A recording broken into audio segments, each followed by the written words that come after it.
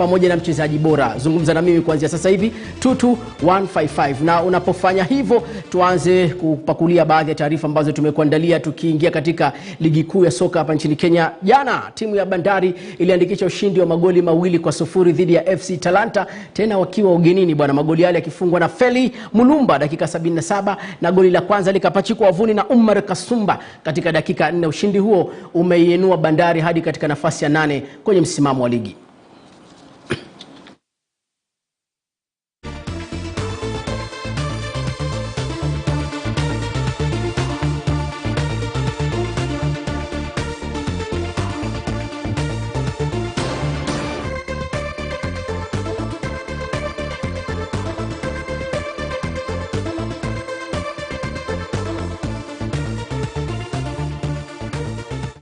Haya, baada ya Bandari kuandikisha ushindi ule, jana kulikuwa kuna mechi zaidi ya 5. Tutakuangazia nyingine. Timu ile ya Kariobangi Sharks nayo imepanda hadi katika nafasi ya 5 baada ya kutoka sare ya 1-1 dhidi ya Mathare United. Mathare wako mkiani baada ya sare ile, huku Kariobangi Sharks bao lile likifungwa na Alphonse Omija. Na upande wao Mathare, Eugene Wethuli alisawazisha katika dakika zile za lala salama.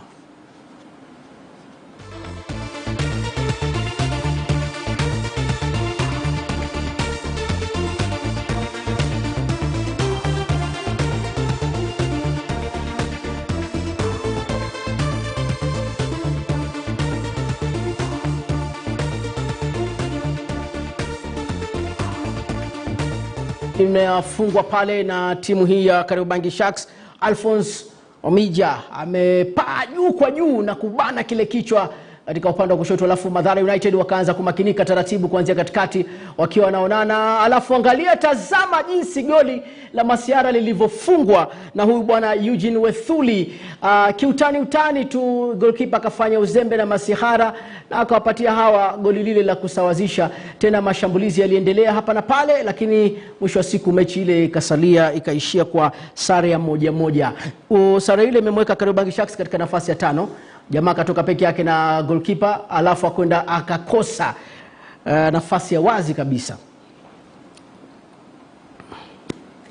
Naam, timu ya Kakamega Homeboys imesalia kileleni wakiwa na alama 46 baada ya jana kuandikisha ushindi wa bao 1 komboa ufe dhidi ya Vihiga Bullets, goli lile likifungwa na aliyekuwa mchezaji wa Bandari miaka hiyo Yema Mwamba dakika 24. Kakamega Homeboys hivi sasa wameweka gap lile la zaidi ya alama 7 kwa timu ambayo inakuja katika nafasi ya pili, na walicheza mchezo mzuri, mashambulizi baada ya mashambulizi wakitafuta lango, na dakika ile ya 24 Yema Mwamba huyu akajaribu kusukuma tobwe la chini kwa chini upande wa kushoto, goalkeeper akapayuka waya.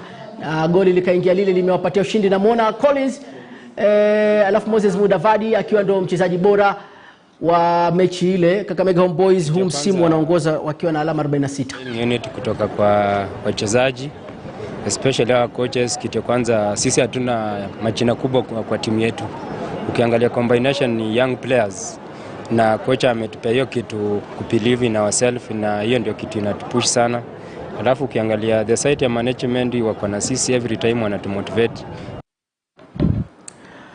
Moses Mudavadi, mmoja wa wachezaji wanaong'ara sana katika msimu huu wa ligi kuu ya soka nchini Kenya. Tuangalie baadhi ya zile mechi ambazo pia jana zilichezwa katika ligi kuu ya soka hapa nchini Kenya.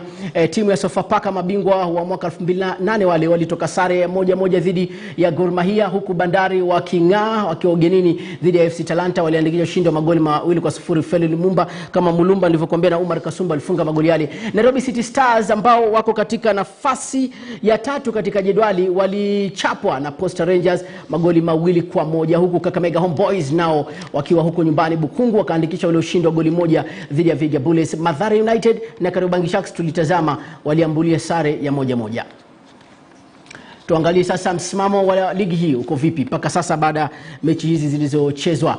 Kakamega Homeboys wakiwa wanatafuta taji lao la kwanza la ligi, wako kileleni, wamecheza mechi 21, wamepoteza moja peke yake. Hii inakuonyesha namna ambavyo defense yao ipo vizuri sana. Timu hii kina Shimanyula wanaongoza ligi wakiwa na alama 46, alama 9 mbele ya Tusker FC, mabingwa watetezi wanaokuja katika nafasi ya pili, na Tusker wanajiandaa kwa mechi yao dhidi ya KCB inayokuja tarehe 15.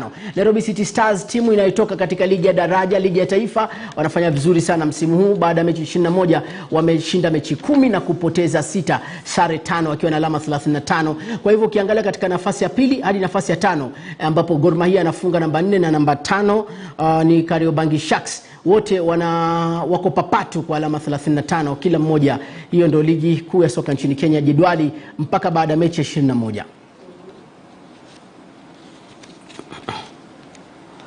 Naam, sasa hivi tuangazie timu ya KCB. Msimu uliopita walimaliza miongoni mwa timu 4 bora wakiwa na mkufunzi wao Zedekaya Otieno maarufu kama Ziko. Wanazungumzia namna wanavyojiandaa kulifukuza taji la ligi msimu huu. Kumbuka KCB pia hawajawahi kushinda taji la ligi kuu. Tusikie wanavyojiandaa kwa mechi hii dhidi ya Tusker itakayogaragazwa tarehe 15.